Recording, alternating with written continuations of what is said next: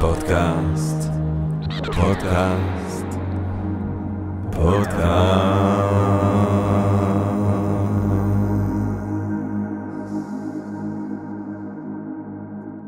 טוב, גבירותיי ורבותיי, ברוכות וברוכים הבאים לפודקאסט של Think and Make Different, פודקאסט למי שאוהב לחשוב ולשתות. אני ג'רמי פוגל, ואנחנו רוצים להתחיל עם רגע של הודיה לעצם היש, לעצם המציאות הזאת שמאפשרת לנו למרות הכל, ובנתן כל אלה להיפגש כאן, למען הרחבת הדעת, העמקת הידע, גירוי, אולי סיפוק הסקרנות, אולי רעיון נשגב, מעורר השראה, ככה סתם פתאום, וכולנו ביחד. ואני תמיד מוסיף, ובעברית, רק שהפעם אתם תבינו, אנחנו נקיים את השיחה בצרפתית דווקא. אנחנו כאן במשכנות שאננים, בפסטיבל הסופרים, ובזכות רינת גיימן, שנמצאת כאן איתנו, אנחנו זוכים לרעיון באמת יוצא דופן, הרעיון הראשון שאנחנו מקליטים גם בעצם ב-All In, האכסניה החדשה של הפודקאסט שלנו ב-Think and Make Different, ואנחנו זוכים לדבר היום עם אחד מגדולי הסופרים הצרפתים, על כן אחד מגדולי הסופרים נקודה, כאן בפסטיבל הסופרים. אז מי שירצה גם להבין ולא יודע צרפתית, אז הווידאו יהיה עם כתוביות, דרך All In, וכאן בפודקאסט של Think and Make Different, זה בעצם פרק מתנה לקהל הפרנקופוני שלנו, שאני יודע שיש, או מי שלומד צרפתית. אז אני עובר לצרפתית, ואני מקווה שאתם טוב. בטוב אלה שיעברו עכשיו ליוטיוב, ניפגש שם. Donc je suis ici assis en face d'un homme, mais aussi d'une certaine façon un mythe, une légende, consacré à maintes reprises comme le plus grand écrivain français vivant, ou ce qui fait de lui un des plus grands auteurs de notre époque, l'enfant terrible de la littérature mondiale. Chacun de ses livres pratiquement est un classique, les nouveaux livres le deviennent pratiquement instantanément. Parmi ces romans fameux en 1994 ou 1994, extension du domaine de la lutte, puis évidemment les particules élémentaires, plateforme, la possibilité d'une île, la carte et le territoire, en 2015 soumission, sérotonine en 2019 et son dernier en 2022 anéantir, et puis aussi des livres de poésie comme La poursuite du bonheur, des essais comme que j'aime particulièrement En présence de Schopenhauer en 2017. J'ai ici des éditions en hébreu pour notre public ici en Israël. Hamapa va Territoria, donc splendide édition du roman illustré par Louis Paillard. Et puis aussi à Bavel. Et puis aussi à Bavel, on a l'essai sur Lovecraft de Michel Houellebecq, avec cette belle édition aussi, le dessin par Louis Paillard, et des poèmes, 7 poèmes qui ont été illustrés, donc les poèmes de Michel Houellebecq avec l'illustration de Louis Paillard, tout ça à Bavel, Hotzaot Bavel, Israël, Tel Aviv. Michel Houellebecq, évidemment, un écrivain adoré, vous recevez des prix, un peu comme des pains au chocolat, énormément de prix Tristan Tzara, et prix de Freud, prix de Novembre, meilleur livre de l'année du magazine Lire, 98 prix Impact, prix Inter-Yalé, prix Goncourt, prix de la BNF pour l'ensemble de son œuvre, prix Oswald Spengler, prix de l'État autrichien pour la littérature européenne. Vous êtes chevalier de la Légion d'honneur. Et puis, vous avez reçu hier le prix de Jérusalem, décerné par le Forum international du livre avec le soutien de la Fondation de Jérusalem. Donc, cette cérémonie s'est tenue en collaboration avec le Festival international des écrivains à Mishkenot Shan, à Nîmes, où on se trouve aujourd'hui. Nous sommes donc très émus, fiers et heureux de vous accueillir chez nous dans notre podcast. Michel Houellebecq, bonjour. Bonjour. Donc, je voudrais aller droit à la jugulaire, en fait. On est à Jérusalem, on se retrouve à Jérusalem, dans une situation assez terrible, en fait, qu'on vit ici, en Israël, dans le Moyen-Orient. Le 7 octobre a été le jour le plus meurtrier de l'histoire du peuple juif depuis la Shoah, un vrai pogrom. La riposte a été perçue comme de plus en plus disproportionnée. Aujourd'hui, beaucoup considèrent qu'elle est criminelle, les gens parlent même de génocide. À bien d'égards, Israël devient en ce moment, d'une certaine façon, à nouveau un État paria. Et pourtant, vous êtes là. Avez-vous hésité, Michel Houellebecq, à venir? Pas du tout. Pas du tout. D'abord, bon, je vais préciser une chose, en fait, hein. Même au cas, ce qui n'est pas le cas, où je désapprouverais entièrement la politique du gouvernement israélien, je serais venu quand même.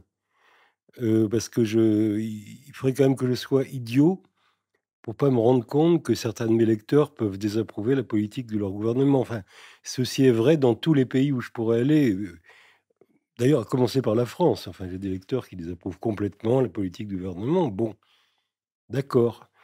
Il y a pas de raison que je prive mes lecteurs du contact avec eux sous prétexte de la politique du gouvernement, ça ne non. Par exemple, même si les j'ai pas mal de lecteurs en Russie aussi, même si les Russes m'avaient invité, je serais allé. Voilà, c'est un premier point, disons. Même si j'étais absolument pas d'accord, je serais venu quand même. Bon, par ailleurs, je suis pas, très loin d'être en désaccord avec votre politique, voilà. Bon, je suis mais, de toute façon, il y a certaines choses que je me permettrais pas de juger. Enfin, si vous voulez, je me sens pas tout à fait capable de juger de la pertinence de votre réaction, en réalité. Je ferais quand même remarquer que la plupart des gens qui vous condamnent n'en sont encore moins capables que moi, quoi, en fait, à mon avis. Mais vous êtes quand même ici, j'ai vu qu'il y a quelques jours, vous portez le symbole des otages. Oui, oui, oui, Heu, oui. en Israël, ce sujet fait l'objet d'un débat intense et douloureux, en fait. Faut-il vaincre le Hamas à tout prix? Donner la priorité au retour des otages? J'imagine que vous avez en entendu parler dans les jours que vous êtes là. Est-ce que c'est une question sur laquelle vous avez développé une position? Non, franchement, le là aussi, je peux pas me permettre de juger honnêtement. Je sais pas si le gouvernement israélien fait suffisamment d'efforts ou non, quoi, pour, libérer les otages. Beaucoup de gens ont l'air de penser que non, hein, manifestement.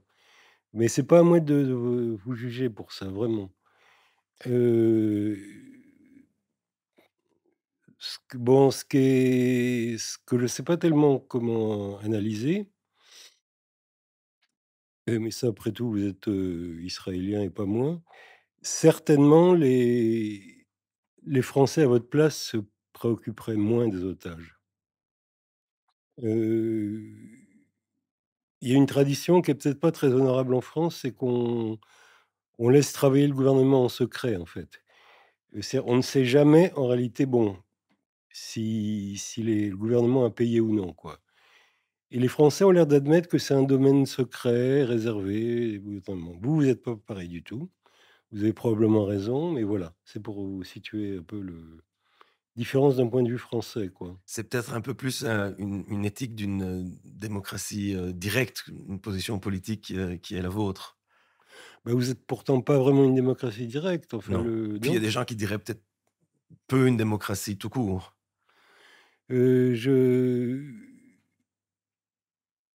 je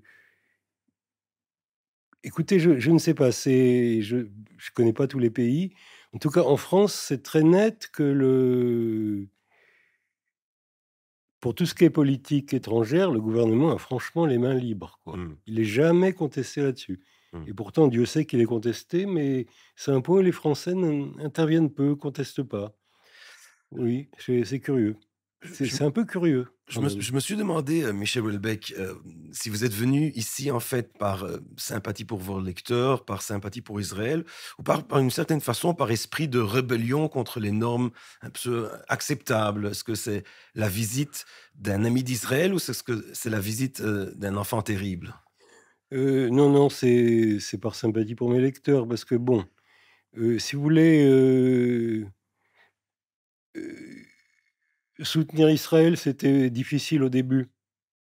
Bon, maintenant, les gens sont tellement habitués à ce que je soutienne Israël ils ont ceux qui sont contre savent qu'ils ont plus rien à espérer de moi. Donc ils protestent même pas, quoi. Je serais même pas insulté pour ça, si vous voulez, parce que les gens ont plus d'illusions à mon sujet, quoi. Et c'est une position qui a mené vers des insultes et vers Oui, au début, oui, oui, oui, au début, oui, mais maintenant, ils sont résignés, quoi. Ils savent qu'on ne changera pas, puis voilà. hem l'héros de votre premier roman, je veux passer plutôt des questions, philosophiques, romanesques. L'héros de votre premier roman, souffre de dépression. Vous écrivez qu'il est sujet de fréquents accès dépressifs, déprime gentiment le week-end, ce qui est, charmant. Évidemment, je parle de l'extension du domaine de lutte. Le titre de l'avant-dernier roman, Sérotonine, à nouveau adresse d'une certaine façon la question de la dépression. Diriez-vous que vous êtes, vous-même, dépressif? Heu, En réalité, je crois pas. Je pense que je suis beaucoup plus anxieux que dépressif, quoi. Mmh. Mmh, mais Bon, je vois bien ce que c'est la dépression, hein, cela dit, mais c'est plus lié, qu'on me le dit généralement, que les critiques littéraires le soulignent généralement, au travail de mes héros. Lui, ce qui le déprime, c'est que le héros d'Extension Lutte, c'est quand même, bon alors sa vie, personnelle n'est pas terrible, hein. Il a pas de relation sentimentale, rien de ce genre. Pas d'amis non plus, en fait. Mais ce qui le précipite dans la dépression, c'est il croit pas du tout à ce qu'il fait, quoi. Et si vous voulez, quand bon, alors j'ai pris des antidépresseurs dans ça parce que j'ai fait ce genre de travail aussi. Et ce qui est étonnant, c'est assez dangereux les antidépresseurs quand même, hein. Parce que ça vous guérit absolument pas. Enfin, en ce qui me concerne, ça me guérissait pas parce que probablement parce que j'étais pas déprimé en réalité, mais ça vous rend capable de donner le change. Donc en fait, ça vous rend capable de maintenir une situation qui est malsaine? Oui, ça vous rend capable d'aller au travail, quoi. Bah, malsaine, c'est quand ça me permettait quand même de gagner ma vie. Ouais. Mais c'est vrai que c'était malsain, c'est une manière malsaine de gagner ma vie. Et bon, sérotonine, c'est un peu différent, mais à vrai dire, lui, ça devient beaucoup plus douloureux sur le plan sentimental peu à peu. Mais il n'empêche qu'au départ, ce qui va pas, c'est qu'il se rend compte que son travail d'ingénieur agronome, ce qui est ma formation de départ, hein, ne sert à rien. C'est-à-dire, il formule des recommandations qui lui paraissent scientifiquement justifiées, tout en et il s'aperçoit que de toute façon, on n'en tiendra aucun compte. Ce qu'il fait ne sert à rien. Donc il y a souvent une sensation de vide, quoi, de vide par rapport à la mission qui doit être la sienne quand on travaille, quoi. Ça joue un rôle plus important qu'on ne le dit généralement dans mes livres, en fait. Mais la justement, la question de l'ingénieur d'agronome et le ministère de l'Agriculture, c'est un monde qui symbolise d'une certaine façon le vide, l'aliénation du travail pour vous? Pas,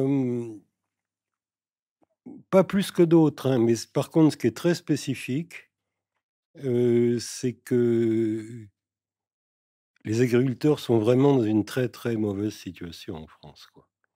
Enfin, je veux dire il y en a beaucoup qui se suicident. Enfin, je veux dire, c'est la profession française où on se suicide le plus, quoi. Pour des raisons qui sont un peu expliquées dans le livre. Enfin, ils ont des investissements déments qui sont plus capables de rembourser, quoi. Enfin, ils sont étranglés financièrement et donc c'est ça qui est spécifique au monde agricole, en fait. Les angoisses que vous avez mentionnées, c'est quelque chose qu'avec les années, avec la réussite, littéraire, ça vous avez su vous en Non, non, on guérit pas de l'angoisse. même en On la ayant aujourd'hui un calme. travail qui est On beaucoup la plus satisfaisant, je suppose que je non, je crois que l'angoisse, contrairement à la dépression, c'est moins lié au travail, en fait, hein. mmh. Mais je sais pas très bien à quoi c'est lié, en fait, mais il y a des gens qui naissent angoissés, ils le seront probablement toute leur vie, quoi. Ils auront besoin d'anxiolytiques jusqu'au bout et je pense que je suis dans ce cas. Mmh. Heu, Les beaucoup de vos lecteurs, je suppose, bah, eux oui, excusez-moi, c'est un peu plus général, enfin, c'est la sensation de ne pas appartenir au monde, quoi. C'est la sensation elle-même d'être dans le monde qui est atteinte. Le monde est un lieu extérieur, hostile, enfin froid, c'était toujours votre toujours. impression, même en tant qu'enfant? Non, il y a un moment enfant où on est heureux. Ça dure pas très longtemps. À quel moment est-ce que vous vous êtes rendu compte que vous êtes pas à la maison dans cette planète, en fait? Au début de l'adolescence, hein. Mmh. Bon, de ça, je pense que c'est le cas de la plupart des gens, en fait. Heu, Et ça n'a pas amélioré depuis, vous diriez? non, heu, non, heu,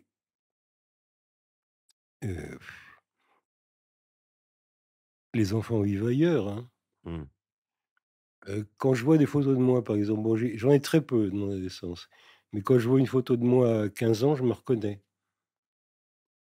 Une photo de moi à 10 ans, je sais pas qui est cette personne, quoi. Heu, oui.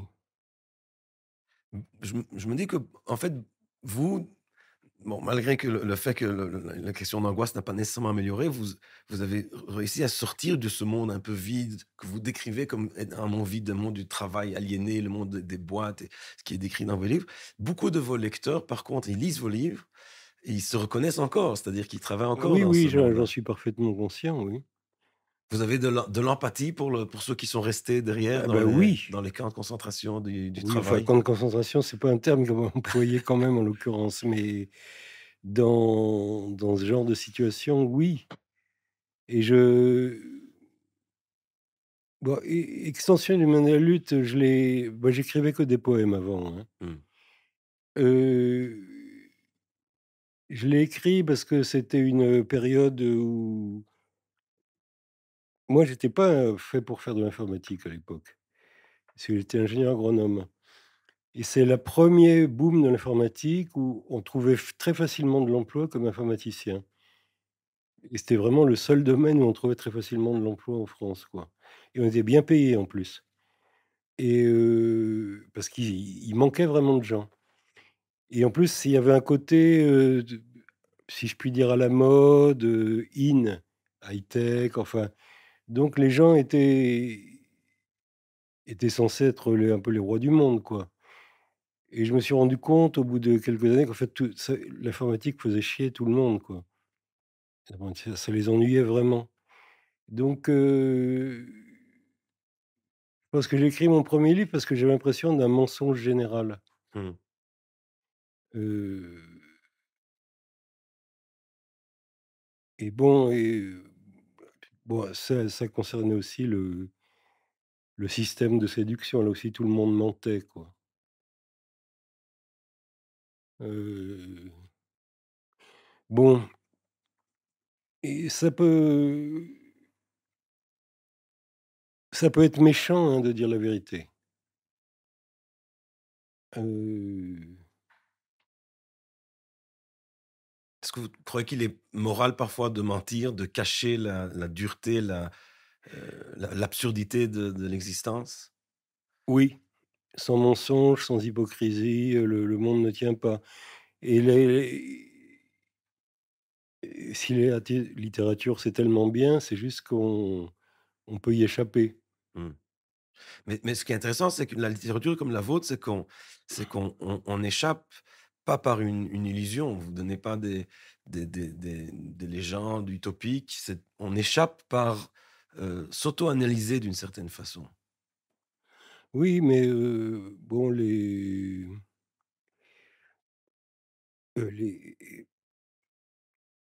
feel good books, heu,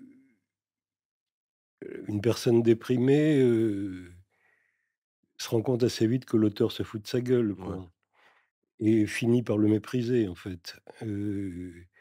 C'est pas la vérité n'est la description de la vérité n'a jamais tué personne, en fait, Mmh. hein. C'est pas vrai que ça peut conduire au suicide, par exemple. C'est pas comme ça qu'on se suicide. C'est pas après avoir lu un roman qui décrit la réalité. Donc non, bon, enfin, voilà, c'est pour ça que j'ai écrit ce premier roman. Alors qu'avant j'écrivais que des poèmes parce que je trouvais que la description qui était faite du monde qui m'entourait fausse, quoi, simplement. Bon, ou alors plus simplement non existante. Mmh. C'est vrai que les sociétés de services informatiques, il y avait pas tellement de romans dans ce milieu, non? Ça me rappelle un peu de, vous savez, Freud quand il était en train de mourir les derniers jours, vraiment il pourrissait déjà vraiment, sa chair était déjà en train de se détacher et pendant que ce processus se passait, il lisait une histoire de Balzac sur quelqu'un qui pourrit en tant qu'il pendant qu'il vit déjà. Donc il trouvait une certaine solace, une certaine, un confort dans lire, sur la difficulté de sa situation Oui, présente. oui. Alors, bah, ça, je pense que c'est, parce que Freud était effectivement très malade, quoi. Ouais. Moi, après avoir décrit un un cancer de la mâchoire et de la langue d'en anéantir, je m'en suis pas totalement remis, hein. Je peux pas Ouais. dire que ça a plutôt augmenté ma peur, quoi. Ça ne l'a diminué, enfin, mais Hem effectivement, quand on est, oui, très, très malade, il vaut mieux, oui, c'est mieux. Schopenhauer, qui est donc un des maîtres de Freud et vôtre aussi, disait que son succès littéraire était venu trop tard. Donc il était déjà trop âgé, il avait plus rien toute sa vie, il voulait avoir du succès littéraire, mais quand il est venu, il n'en avait déjà plus beaucoup à tenir. Le vôtre est arrivé un peu plus tôt. Oui. Ce que vous avez ça j'ai l'impression que c'est il est bienvenu si vous regardez dans la chronologie de votre vie, votre succès littéraire. Enfin bon, Schopenhauer, ceci dit, si on regarde sa vie, avait un certain plaisir à donner des photos dédicacées de lui, quoi. Donc on peut pas dire il a pas du tout apprécié la gloire. Mais c'est vrai que pour lui, ça venait un peu tard et puis après tellement d'années d'obscurité totale que ça pouvait pas tout racheter. Moi, ça allait, hein, oui, effectivement. Mais vous savez, le succès, bon, comment dire? Il y a plus de différence entre, 0 lecteur et un qu'entre 1 et 100 000, quoi, en Mmh. fait. En fait, j'ai eu de si on considère que j'ai commencé ma carrière littéraire non pas en publiant, mais en lisant des poèmes en public, on peut dire que le succès est arrivé assez tôt, dans mon cas. 22-23 ans, quoi. Bon, mais c'est j'ai publié, beaucoup plus tard, enfin 10 ans plus tard, ouais. Mais après, il y a aussi une question, d'être béni, de pouvoir consacrer vraiment votre vie de travail à la Ah littérature. bah, oui, mais ça, c'est essentiel, oui. Oui, alors ça, c'est le seul vrai bénéfice du succès, financier, enfin, en termes de vente, c'est que ça vous rend libre. Mmh. Bon, ça, Schopenhauer le dit très clairement, hein. Et ça s'est passé quand, cette transformation dans votre vie? Très précisément au moment où j'ai publié les Particules élémentaires. Heu, le Extension, ça avait plutôt été un succès, je sais pas, d'estime quoi, mais les Particules élémentaires, ça a été aussitôt un succès mondial en plus, enfin bon, donc ça a tout changé. Ça vous a libéré, en fait, du monde du travail? Ah oui, oui, j'étais bon, à l'époque, bon là, ça va peut-être devenir un peu technique, Non, non, mais allez-y. parce que je sais pas si vous avez l'équivalent. J'avais été fonctionnaire. Ce qui permettait de me mettre en disponibilité, c'est-à-dire de ne pas travailler pendant 1 an, 2 ans, et les particules élémentaires, bon, moi, j'ai compris que je recommencerais pas, que ce serait plus la peine, quoi, Mmh. et bon, voilà. Mmh. C'était satisfaisant comme, Ah bah, oui, oui, oui, la liberté est conquise d'un seul coup, oui. Oui, c'est un grand moment, oui. et vous vous êtes, habitué, vous êtes délaissé de cette liberté ou vous l'appréciez encore toujours? Oh bah, bah, maintenant je suis vieux, alors de toute façon j'ai passé l'âge de travailler quasiment, donc voilà. Heu, les gens de mon âge travaillent plus, quoi. Mmh. Donc j'ai pas cette sensation d'être un individu libre parmi une foule enchaînée, quoi. Dans votre essai sur Schopenhauer, justement, vous écrivez que lui, à votre avis, il est très supérieur à Nietzsche. En fait, moi aussi, j'aime, Schopenhauer, mais je suis plutôt nietzschéen. Vous pensez pas, Michel Houellebecq, qu'il est mieux d'être nietzschéen? L'affirmation, le oui à la vie, la vitalité, amor fati. Oui. Heu, oui, oui, oui, enfin non. En fait, non, je pense pas, mais bon, mais ceci dit, j'ai peut-être bon, j'aime bien me moquer de Nietzsche, c'est un petit vice que j'ai. Je dois reconnaître, et après tout le mal que j'ai dit de Nietzsche, que le meilleur texte jamais écrit sur Schopenhauer est de la plume de Nietzsche, quoi. Schopenhauer éducateur, Ouais. c'est très, très profond et très, très vrai ce qu'il dit. Bon après, suis désolé qu'il ait trahi la bonne doctrine. Mais c'est pas un besoin existentiel d'essayer de dire: «OK, mais même si Schopenhauer a profondément raison, il faut essayer de dire oui à la vie, il faut affirmer la vie, il faut essayer d'y trouver, une vitalité». Oui, mais enfin bon, la manière dont Nietzsche le fait, c'est-à-dire de rejeter la compassion, en fait, c'est ça Mmh. son truc. En plus, sa vie est pas trop convaincante parce il a sombré dans une crise nerveuse après avoir vu un cocher en Italie qui brutalisait son cheval, enfin Ouais. bon, il plaide pas en faveur de sa propre théorie, quoi. Mais je suppose que son affirmation à lui, sa vitalité à lui, c'était l'écriture. Il dit, «Personne ne peut savoir quelle force avait l'inspiration que j'ai eue quand j'ai écrit mes livres». Oui, enfin bon, dans ses écrits, il glorifie le guerrier et Ouais, ça cetera. non, ça ouais. Il Bah faut si, pas tout c'est prendre. c'est quand même la vérité Non, non, qu'il c'est ce qu'il fait. glorifie Non, le je dis, c'est ce qu'il phénix. fait. Je dis, mais je suis d'accord avec vous que c'est moins le côté qui m'attire. Mmh. Moi, j'aime bien, par exemple, ce qu'il propose Nietzsche comme miroir, existentiel, comme examination de notre affirmation de vie, donc l'éternel retour. Il dit: «La capacité à affirmer la vie, c'est-à-dire pour lui, vouloir revivre la même vie exactement, encore et encore et encore à l'identique, rewind, play, rewind, play, rewind, play». Dites-vous, Michel Houellebecq, est-ce que vous diriez oui, au retour éternel? Choisiriez-vous de revivre cette vie exactement telle qu'elle s'est passée, telle qu'elle se passe encore, ou préfériez-vous le néant? Bon, d'abord, j'ai pas le choix, hein. Je tiens à faire remarquer que j'ai pas le choix. Ouais. C'est-à-dire, c'est pas une question, purement philosophique dont elle peut être tranchée physiquement, quoi. Si après le Big Bang, il y a Big Crunch, on peut c'est-à-dire que l'univers se recontracte après s'être dilaté, et cetera, et cetera. On peut imaginer un éternel retour, oui, mais, il semblerait bien que ça soit pas du tout ça, quoi. L'univers continue à s'étendre, à l'infini et meurt. C'est ça la vérité, en Mais fait. si on prend cette idée, comme une examination de notre, tempérament affirmatif, c'est-à-dire vous entendez le démon de Nietzsche vous dire, cette idée, est-ce que c'est une idée à laquelle vous voudriez dire oui ou non? Non, mais Laisse-moi tranquille. comme je sais qu'elle est fausse, si vous voulez, j'ai l'impression que j'ai vraiment pas le choix, hein. C'est l'univers qui est organisé comme ça, que l'univers mourra, bon, Et l'univers vous n'avez pas une préférence? Vous diriez oui à l'éternel retour? mais non, mais j'insiste. Comme ça n'existe pas, je veux pas bah, non, c'est pas même pas la peine d'y penser, quoi. Mmh. On oublie l'idée, en fait. Mais moi, je crois qu'il suggère ça comme un test pour voir, pour essayer un miroir existentiel pour voir à quel point on dit oui à notre existence.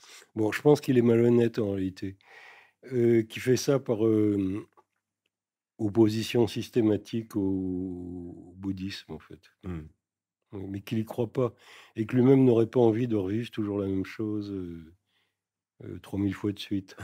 Enfin non, Donc, je crois pas à sa sincérité là-dessus. je voudrais lire un splendide paragraphe, d'extension du domaine de lutte, le début du 3 chapitre. Vous dites enfin, vous écrivez: «La difficulté, c'est qu'il ne suffit pas exactement de vivre selon la règle. En effet, vous parvenez, parfois de justesse, d'extrême justesse, mais dans l'ensemble, vous y parvenez à vivre selon la règle. Vos feuilles d'imposition sont à jour, vos factures payées à la bonne date, vous ne vous déplacez jamais sans carte d'identité et la petite pochette spéciale pour la carte bleue. Pourtant, vous n'avez pas d'amis». C'est amusant. Le pourtant est amusant, moi je trouve ça drôle, mais enfin bon, Ouais, c'est un humour Schopenhauer est un grand humoristique aussi, je trouve, ouais. un humour un peu sec, noir. Ça lui arrive, oui. C'est très amusant quand il se moque de Kant, c'est charmant. Ouais, Bon, et puis enfin, surtout quand il se moque de la vie humaine aussi, je trouve ça très oui. marrant. Mais Épicure, un autre philosophe, pensait évidemment que l'amitié est un élément essentiel d'une vie heureuse, d'une vie réussite. Est-ce que vous avez des amis, des vrais amis? Bah, oui, enfin, mais j'y accorderais pas la même importance qu'Épicure quand même, hein. C'est très sympathique, hein, je trouve, mais je pense que c'est un j'ai du mal à me penser en grec antique, quoi, et à me mettre dans l'état d'esprit d'Épicure quand il écrivait ça. Mais c'est pas mal du tout Épicure, hein. Ça me la Grèce antique, ça nous attire pas particulièrement, ça vous Bah, je sais que c'est un univers inaccessible qui a des côtés intéressants vraiment. donc même vous n'imaginez pas que vous vous sentirez peut-être, plus à la maison dans une autre période historique? Vous dites, par exemple, qu'il y a pas eu de il y a plus d'avancement dans le monde intellectuel depuis 1860. Peut-être que si vous vivrez dans Oui, 1850, vous serez plus à la maison. bah, il est vrai que j'ai pas une estime considérable pour le XXe siècle par rapport au 19e, oui. C'est plutôt oui, ça a baissé quoi, les choses ont baissé à tous les niveaux, hein. Au niveau de la pensée, au niveau esthétique aussi, enfin, il y a une vraie baisse. Vous serez plus à la maison, vous croyez, en tant que au Au 19e? 19e, oui, je me sens mieux, oui, je me sens mieux dans au 19e, oui. Donc justement, cette forme de solitude que vous décrivez tellement bien dans certains de vos livres et puis la marchandisation de l'amour, de la sexualité, de l'amitié et en fait, elle fait que s'aggraver depuis les années 90 et le début des années, 2000. Aujourd'hui, on cherche l'amour et le sexe sur des applications payantes, dont l'intérêt réel est qu'on reste seul quoi, pour qu'on puisse continuer à utiliser ces applications. À quel point les processus que vous décriviez déjà dans les années 90, dans les années 90, se sont-ils, aggravés depuis? Bon alors c'est vrai que je suis assez content de pas avoir été jeune à l'époque d'internet, Mmh. parce que je pense que j'aurais été du genre à passer ma vie derrière des écrans, hein, j'aurais pas résisté du tout. Voilà, c'est vrai que ça s'est aggravé dans la mesure où, Vous passez beaucoup de temps aujourd'hui, devant l'écran? non, non, enfin, j'ai beaucoup de mails, mais si vous voulez, j'ai pas de je suis sur aucun réseau social, enfin. Puis bon, les applications là, genre Tinder, je sais que ça existe, mais en fait, je sais pas, j'ai jamais été, quoi. Mmh. Bah, l'impression que j'en ai, parce que c'est pas la peine de faire les choses, des fois pour savoir, c'est qu'effectivement la multiplicité des choix possibles fait que finalement rien ne se passe, quoi. Mmh. Heu, à tel point que je suis même pas persuadé que les gens cherchent réellement une rencontre, en fait, mais simplement qu'ils veulent se ils se projettent dans quelque chose dont ils savent qu'il n'aura jamais lieu, quoi. Enfin, c'est quelque chose de faux, quoi, comme dans ces applications. Et le livre, en fait, le livre en tant qu'objet physique, survivra-t-il, vous croyez, à la numérisation de la culture humaine, à la digitalisation? Je alors ça m'arrive d'avoir des petits doutes, mais je l'espère, oui, mais je ça m'arrive d'avoir des doutes, oui. Vous, vos lectures, c'est toujours, des livres physiques C'est ou toujours des livres physiques, oui. Heu, pourtant, à partir à un certain moment, je voyageais effectivement beaucoup et la liseuse électronique est une formule, quoi, mmh, oui.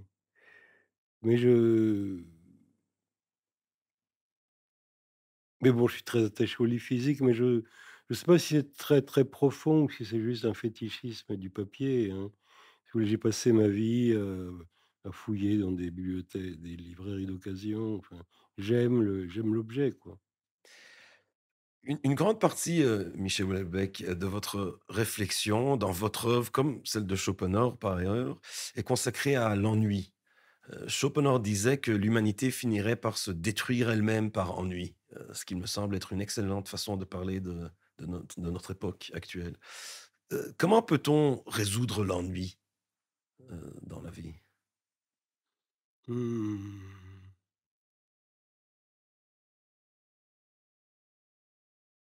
Je pensais à Johnny Hallyday, c'est pas une pas très approprié, mais une chanson qui est «Envie d'avoir envie». Mmh. Heu, bah, bon, le désir protège, efficacement de l'ennui, on peut pas le nier. C'est ça qui a tendance à s'effriter. Mmh, Le c'est désir, oui, oui, quand même, oui. avec l'âge? Ah non, non, avec l'âge de la civilisation aussi, enfin, avec l'âge, oui, quand même, mais avec l'âge de la société, enfin, c'est une chose qui s'effrite en général, quoi. Je suis pas le seul touché, enfin, je Vous avez l'impression qu'il y a un manque de désir dans notre société? ah oui, heu, bon, mais là, je suis sans connaître bien Israël, je pense que l'Europe est bien pire qu'Israël, de ce Ouais. point de vue-là. Il y a une vraie Je différence, crois hein. que la menace constante de la Voilà, mort ici, exactement. amplifie beaucoup le désir de vie. Oui, oui, les gens ont toujours, une activité sexuelle très importante, pas seulement pendant les guerres, hein, aussi pendant les grandes épidémies, Mmh. de peste, par exemple, enfin bon. Non, ça, je savais pas. Oui, oui, si, si, c'est documenté. Hem, je vais finir en 2 questions encore. Avec soumission, vous êtes en fait retrouvé au cœur du débat, sur la question de l'islam en Europe, en France. Quelle est votre la nature en fait de votre intérêt pour l'islam? Heu, bon, il faut d'abord relater les circonstances quand même, c'est important. Disons que j'ai vécu, bon, un peu plus de 10 ans en Irlande quand même. Mmh. Et alors bon, quand on vit à l'étranger, c'est assez bizarre, on est un peu en dehors. On s'intéresse moins à ce qui se passe dans son pays et pas du tout à ce qui se passe dans le pays où on est. Donc on sort un peu de et quand je suis parti de France, on parlait déjà beaucoup de problèmes de violence dans les banlieues, mais jamais de l'islam. 10 ans plus tard, on ne parlait plus que de ça à la télévision. Ça m'a fait un choc, hein. Mmh. J'étais vraiment surpris. Je me suis dit qu'il y avait quelque chose qui s'est développé entre-temps, manifestement, donc je me suis dit qu'il y avait un sujet, il y avait un vrai sujet. Heu, bon, alors je me suis un peu documenté, bon, je oui, heu et bon, il y a pas mal, il y a des différents aspects dans l'islam, mais celui quand même qui est le plus visible dans Soumission, c'est que ça propose un système matrimonial différent de celui qui est le nôtre, quoi, et qui peut être attractif. Heu, moins d'ailleurs dans l'aspect, polygamie en réalité, dans l'aspect mariage arrangé. Mmh. Celui qui sur l'histoire longue de l'Europe, le mariage a été presque toujours arrangé, quoi. La disparition du mariage arrangé, ça remonte, l'après Deuxième Guerre mondiale, quoi.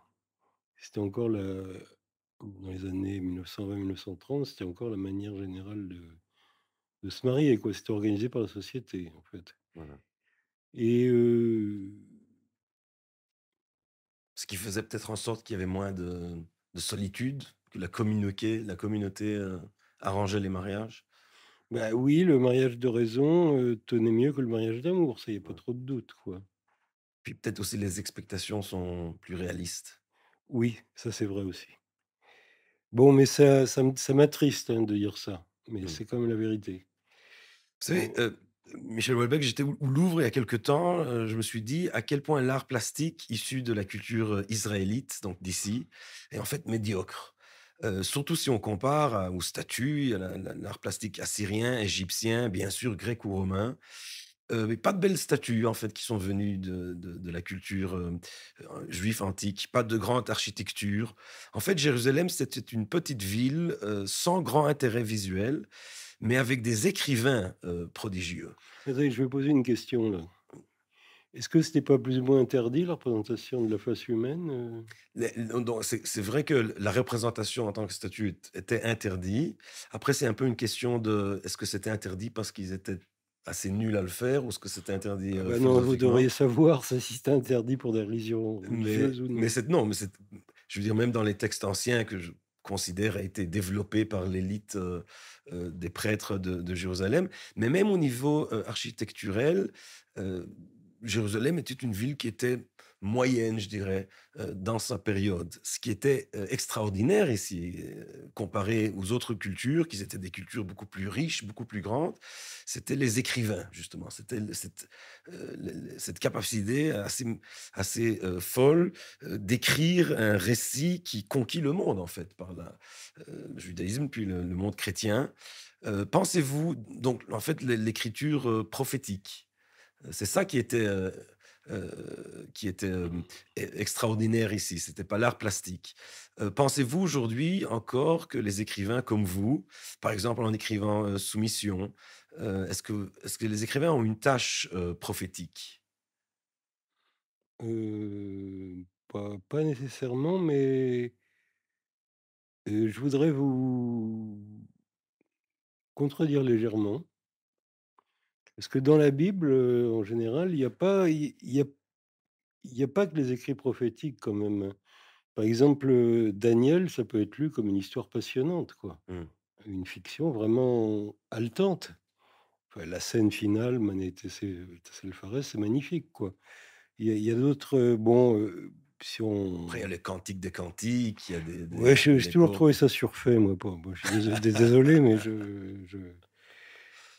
pas Ouais, les vous n'aimez pas le cantique des cantiques? c'est trop rempli de métaphores riches et inadéquates, quoi, Mmh. les et ça ressemble pas aux grappes de ma vigne, enfin non, c'est idiot. Mais enfin bon, mais c'est pas ce que je préfère en poésie, amoureuse, quoi. Mais il y a d'autres par exemple, si je passe au Nouveau Testament, je trouve qu'en tant que personnage, Ponce Pilate est extraordinaire, quoi. Mmh. Et il est fascinant comme personnage. Donc il y a aussi l'aspect littérature de fiction, hein. Il y a pas que la prophétie Non, non, c'est qui se sûr. trouve dans la Bible, L'arc de Noé, tout ça. oui, oui, Jonas, c'est une bonne histoire, Job, c'est une très bonne histoire. Donc il y a le côté histoire aussi, hein, narration, quoi, Non, non, c'est ça sûr. joue beaucoup. Bon alors, il y a des prophètes, bah, ça fait longtemps que j'ai pas lu la Bible, hein, pour être honnête, mais je dis pas, il y a des prophètes qui m'ont impressionné pour, des textes plus poétiques, quoi, effectivement, ça existe aussi. Vous avez les 2, quoi, Mmh. vraiment. Voilà. Mais disons un livre comme Soumission, c'est un livre qui pour vous c'est une histoire ou c'est une espèce de cri prophétique? Non, c'est quand même une histoire, c'est avant tout une histoire, hein. Heu,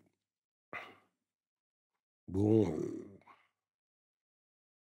c'est une histoire et puis, oui, il y a des phrases fortes, ça arrive, quoi. Je vais lire la première phrase dans la première lettre de Ennemi public, votre correspondance avec Bernard-Henri Lévy. Vous écrivez, «Cher Bernard-Henri Lévy, tout, comme on dit, nous sépare, à l'exception d'un point fondamental, nous sommes l'un comme l'autre des individus assez méprisables». C'est Après, je me fais rire, bah, c'est bien, c'est bon signe. Continuez, c'est marrant. pourquoi faut que après sur Bernard Lévy, vous expliquez, mais pourquoi est-ce que vous écrivez ça sur vous-même, que vous êtes méprisable? En fait, vous êtes enfin, là, je vous rencontre la première fois, vous êtes très poli, vous êtes charmant, vous êtes un artiste, de renommée mondiale, Ouais, pourquoi est-ce que c'est vous expliqué dans la suite de la lettre. Je suis un pathétique provocateur et qui fait plus rire personne, mais enfin. non, mais vous faites rire beaucoup de gens et puis vos provocations, ils sont il y en Oui, a bon, bah, non, mais c'était cette première lettre avait pour but d'être amusante. voilà, non, elle Oui, est très amusante. bon, Surtout après vous dites: «Je suis, nihiliste, réactionnaire, cynique, raciste et misogyne, honteux. Je suis qu'un bœuf», en fait, vous dites. oui, oui. Ça, c'est un peu vrai quand même. Ouais, vous êtes un bœuf? Il y a un côté sympathique chez les beaufs, enfin, oui. Mais c'est quoi beauf, en fait? C'est Oh,